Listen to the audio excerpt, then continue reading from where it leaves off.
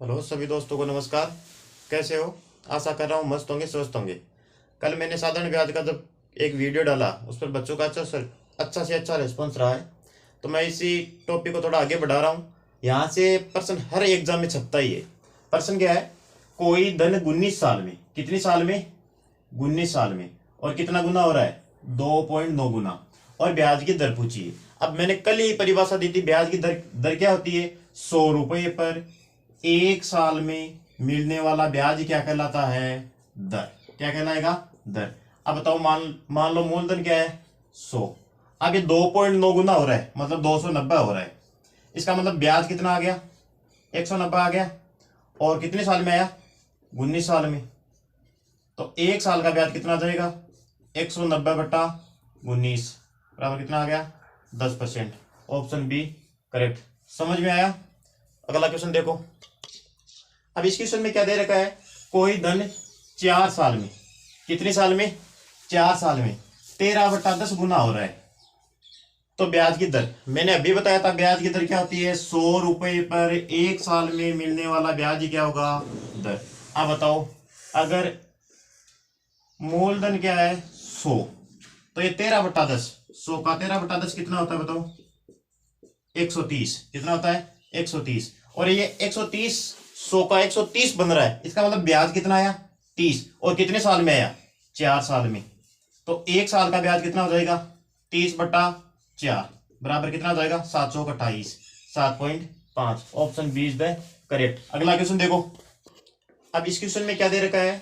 कोई धन 4 साल में साधारण ब्याज से किसी निश्चित दर पर 2.5 गुना हो जाता है। मतलब अगर 100 रुपये है तो वह 2.5 गुना हो रहा है, मतलब 250 हो रहा है। इसका मतलब इस पर ब्याज कितना मिला? 150। और कितने साल में मिला? 4 साल में। फिर क्या बोल रहा है? तो इससे 7 गुना, मतलब 700 बनाना है। इसका मतलब इस पर ब्याज कितना आ जाएगा? 600। कितना आ जाएगा? 600 रुपये ब्याज के आ जाएंगे। अब जब 100 रुपये थे तो 150 ब्याज लाने के लिए हमें 4 साल कर रहे थे। तो इस पर 150 को 4 से गुणा करो, तभी तो 600 बनेगा। तो इस 4 को भी 4 से गुणा करो, 16 बन जाएगा, नहीं बनेगा? कहने का मतलब 100 रुपये ब्याज था, ये 100 रुपये मूलधन था, तो 250 रुपये हो गया। अब इसका मतलब ब्याज कितना हुआ? 150। अब 150, अगला बोल रहा है मुझे 7 गुना चाहिए, मतलब 700 चाहिए। तो ब्याज कितना रहा? 600।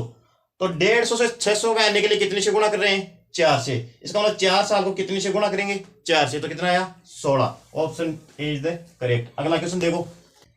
बिल्कुल सेम वैसा ही क्वेश्चन है। कोई धन साधारण ब्याज पर 6 साल में 3.6 गुना हो रहा है। तो बताओ 14 गुना होने में उसको कितना समय लगेगा? 100 रुपये जब मूलधन था, 3.6 गुना मतलब 360 हो रहा है। इसका मतलब ब्याज कितना हो गया? 260। अब हमें 14 गुना चाहिए, मतलब 100 रुपये है तो 1400 चाहिए। तो इसका मतलब ब्याज कितना हो जाएगा? 1300। 1300 ब्याज। और ये कितने साल में हो रहा है? 6 साल में 260 रुपये ब्याज के मिल रहे हैं। तो 260 से 1300 पहुंचने में कितना टाइम समय लगेगा? इसको 5 से देखो, 26 5 130, मतलब 5 लग रहे हैं। तो समय को भी 5 से गुणा करो। बताओ 56 30, 30 ईयर कौन से में? 3 में। समझ में आ रहा है ना? अगला क्वेश्चन देखो। अब ये क्वेश्चन आपको देखने में थोड़ा बड़ा लग सकता है, लेकिन आंसर बिल्कुल इतना सा आएगा। देखो, एक धनराशि को साधारण ब्याज की एक निश्चित दर पर 4 वर्ष के लिए निवेश कर रहा है। कितने साल के लिए लगा रहा है वो? 4 साल के लिए। यदि उसको 2% अधिक वार्षिक ब्याज दर पर निवेश किया गया होता तो उसको कितने रुपए अधिक मिल रहे हैं? 56 रुपए। कहने का मतलब अगर 100 रुपए उसके पास थे, वो बोल रहा है मुझे 2% अधिक मिलते तो 102 होते। ये 1 साल में है, क्योंकि दर क्या है? वार्षिक है। 1 साल का है 2 रुपए। तो अब देखो, वो क्या कर रहा है? 4 साल के लिए इन्वेस्ट कर रहा है। इसका मतलब 4 साल के लिए कितना हो जाएगा? 4 दूनी 8, मतलब 108 रुपए। 8 रुपए ज्यादा मिल रहा है ना, लेकिन वो कितना बता रहा है कि 56 रुपए ज्यादा मिल रहे हैं। बताओ, एक का मान कितना जाएगा? 7। तो 100 का मान कितना जाएगा? 700। Option A is the correct. अगला क्वेश्चन देखो। अब ये देखो, 5100 रुपये 4 साल में 6666 रुपये हो जाते हैं। मतलब मूलधन कितना दे रखा है? 5100 रुपये। और वो बोल रहा है 4 साल में मिश्र धन बन रहा है 6666। यदि ब्याज दर 3% ज्यादा होती तो ये धन कितना और हो जाता? कहने का मतलब ये है कि 100 रुपये पर 1 साल में 3% ज्यादा, मतलब 3 रुपये ब्याज मिल रहा है। तो बताओ समय कितना है, 4 साल। तो 4 साल में कितना ज्यादा मिल जाएगा, 4 से गुणा करो 12। कहने का मतलब 100 रुपए का 4 साल में 12 रुपए अधिक मिल रहे हैं, जबकि मूलधन हमारे पास क्या है 5100। तो इसको 51 से गुणा कर दो, इसको 51 से गुणा करोगे तो इस 12 को भी 51 से गुणा करो।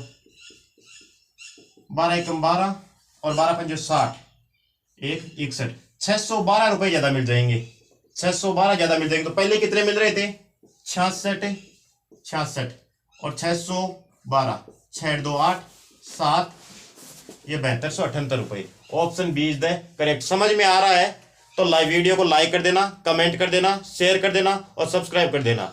और सुनो, अगर कोई चीज समझ में नहीं आ रही है तो मुझे टेलीग्राम जो आईडी दे रखी है उस पर भेज देना, मैं उसका जब भी मुझे समय मिलेगा मैं आपको सॉल्यूशन दे दूंगा। देखो अगला क्वेश्चन, बिल्कुल सेम वही क्वेश्चन है, बस संख्याएं बदली है। साधारण ब्याज की दर 2300 रुपए, मूलधन कितना दे रखा है 2300, 2 वर्ष 6 महीने मतलब 2.5 साल में कितना हो जा रहा है, 2426 रुपए हो जाती है।